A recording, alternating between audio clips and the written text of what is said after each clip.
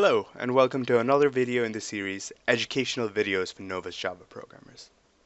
Today's video is more about debugging. Now, in the last video, my colleague George spoke to you about some simpler but effective techniques for debugging. Those techniques were mostly IDE independent, meaning they could be used across a variety of IDEs, or even in a command line context. The techniques that I'm going to talk to you about today are more IDE specific.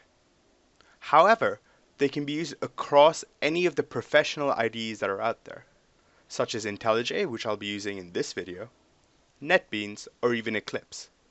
However, you won't be able to use them in IDEs such as BlueJ, as they do not support the techniques that I'm going to show you today. Today we'll be speaking about breakpoints and stepping through your code. So let's get right into it. So before we get into the actual contents of the video, let me show you how I'm going to illustrate today's topics for you. If we go into the tester class over here, you can see that today's run method is very simple. We're creating an object of the controller class, and we're calling print state from the controller class. Now, let's take a look at what a print state does. So if I hold down Control and click on the print state class here, it takes me into the controller class.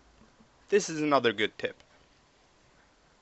Now, if we look at the body of this method here, we can see that all that it is doing is looking at all the modules, all the students, and all the staff, and printing out all of their details.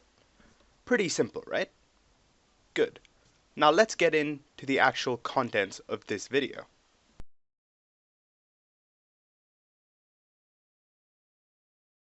So let's start off the video by talking about breakpoints.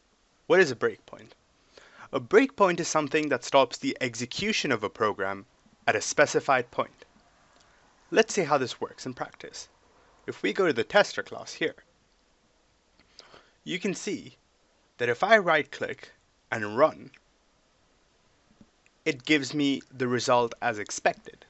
So we have all the modules, all the students, and all the staff. Now, let's say I want to stop the execution at this line. What I then have to do is go into this bar here and just left click there. What that does is places a breakpoint, which is highlighted by this red dot. And it also highlights a line that has been breakpointed. What I can now do is right click here and say debug instead of run. What this will do is stop the execution here. So if we look down here, we can see all the variables that are currently in this class and being used, which in this case is none. And we can also see what fields and methods that the controller class is making use of in this instance. So this controller object here has these fields and these hash maps and array lists. This is the use of a breakpoint, to stop the execution at a certain point to view the state of the program as a whole. Now, at this point, you'll be able to see what values each field has, and if you have an idea of what values these fields should have, then it helps you figure out the bugs much easier. Breakpoints are an extremely effective tool in finding out bugs. This, combined with what will come later in the video, can prove for some very effective debugging.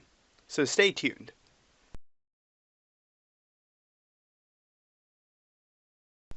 Now let's talk about stepping through your code. Stepping through your code generally goes hand in hand with using breakpoints. Let me show you how this works. If we go back into the tester class and place a breakpoint on line 19 as we did before, let's execute this program in debug mode. Now, along with the state of the program, that is, including all of the fields and hash maps and array lists that are available in this context under the controller here, we also have a few functions here that are more important to what we're going to be talking about now. The first one is a step over method. What this does is to step over the execution of the program line by line instead of executing the program as a whole. I'll show you that in just a second. Now, the next one we have is step into. The step into goes into the method that is being called by that line, if there is a method being called by that line at all.